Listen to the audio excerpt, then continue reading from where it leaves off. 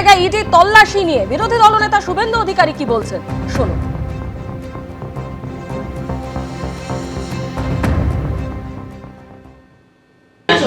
নতুন কিছু নয়,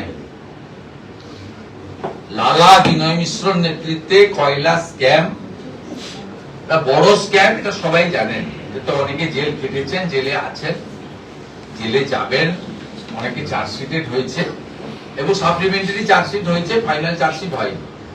আমাদের পশ্চিমবঙ্গে তৃণমূল কংগ্রেসের রাজত্বে দুটো বড় স্ক্যাম হয়েছে, একটা ক্যাটেল মুর্শিদাবাদ ওরিয়েন্টেড, আরেকটা হচ্ছে কোল স্ক্যাম।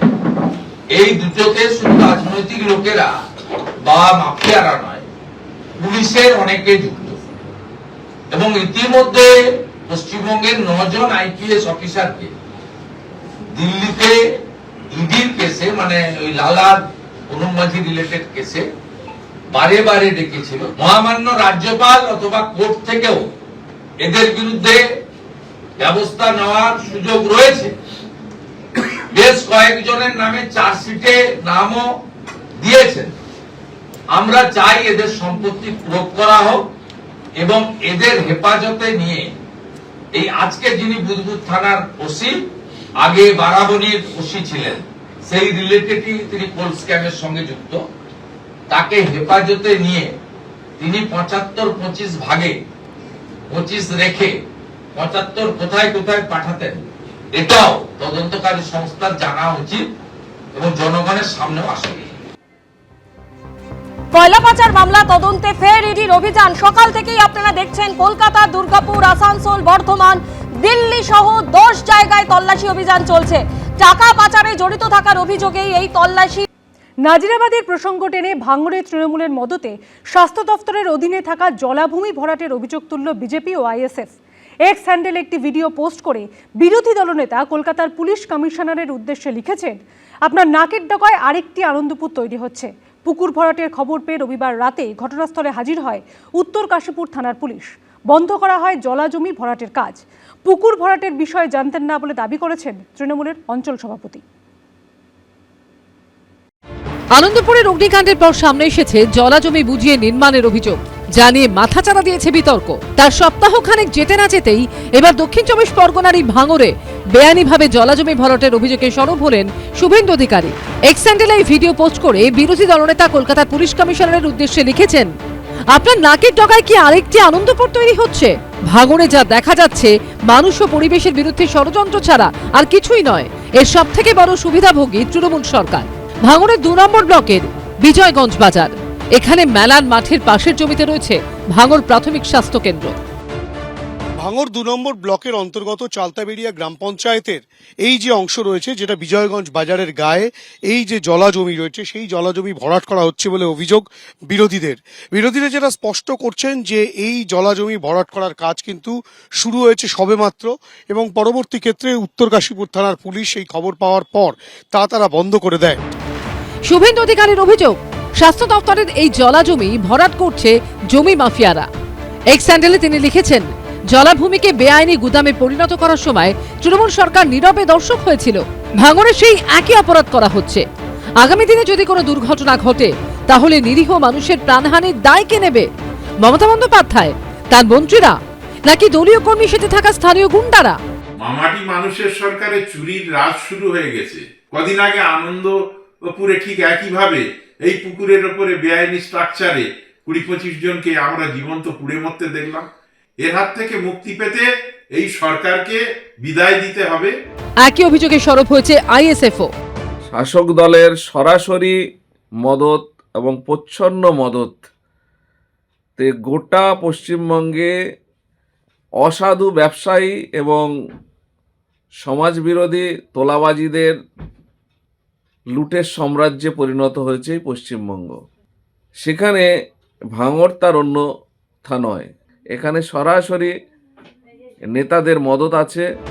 রবিবার রাতেই ঘটনাস্থলে হাজির হয় উত্তর কাশীপুর থানার পুলিশ।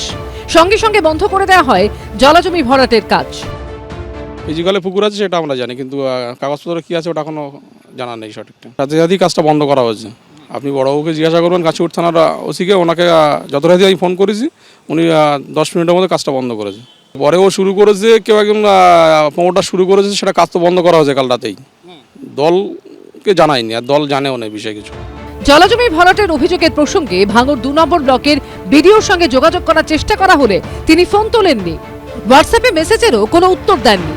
হিন্দলদের রিপোর্ট, এবিপি আনন্দ, দক্ষিণ 24 পরগনা।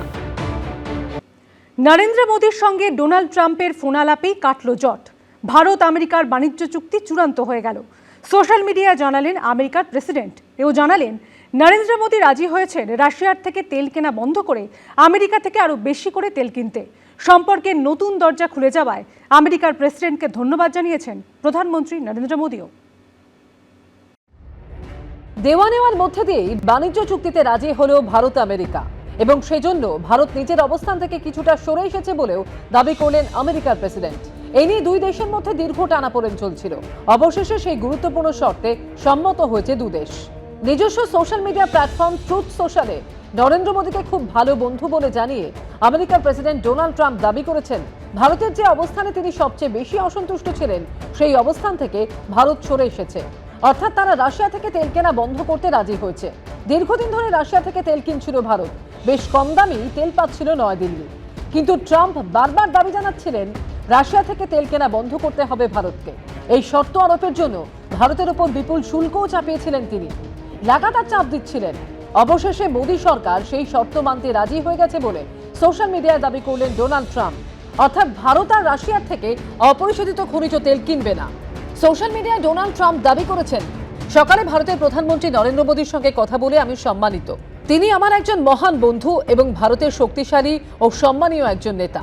তিনি রাজি হয়েছেন রাশিয়া থেকে তেল কেনা বন্ধ করতে এবং আমেরিকা থেকে আরো বেশি করে তেল কিনতে, এবং সম্ভবত ভেনেজুয়েলার থেকেও। প্রধানমন্ত্রী মোদীর প্রতি সম্মান ও বন্ধুত্ব থেকে আমিও তার অনুরোধ মতো আমেরিকা ও ভারতের মধ্যে অবিলম্বে বাণিজ্য চুক্তিতে রাজি হলাম।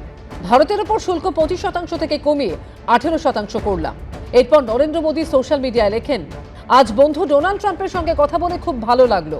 আনন্দের সঙ্গে জানাচ্ছি ভারতে তৈরি পণ্যের ওপর শুল্ক কমে হচ্ছে 18%।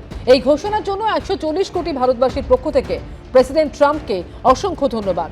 বিশাল আর্থিক ক্ষমতা সম্পন্ন এবং বৃহত্তম গণতন্ত্রের দুই দেশ হাত মেলালে তাতে মানুষের লাভ হয় এবং পারস্পরিক সহযোগিতায় প্রচুর সম্ভাবনার দরজা খুলে যায়। গোটা বিশ্বের শান্তি, স্থিতিশীলতা এবং উন্নতির ক্ষেত্রে প্রেসিডেন্ট ট্রাম্পের নেতৃত্ব অত্যন্ত গুরুত্বপূর্ণ। শান্তি স্থাপনের ক্ষেত্রে তার চেষ্টার পাশে আছে ভারত। আমাদের সম্পর্ককে অন্য উচ্চতায় নিয়ে যেতে তার সঙ্গে হাত মিলিয়ে কাজ করার জন্য মুখিয়ে আছি। যদিও ভারত রাশিয়ার থেকে তেল কেনা বন্ধ করতে রাজি হয়েছে কিনা তা নিয়ে সোশ্যাল মিডিয়ায় কিছু বলেননি প্রধানমন্ত্রী নরেন্দ্র মোদী। এবিপি আনন্দ। এবিপি আনন্দ, এগিয়ে থাকে, এগিয়ে রাখে।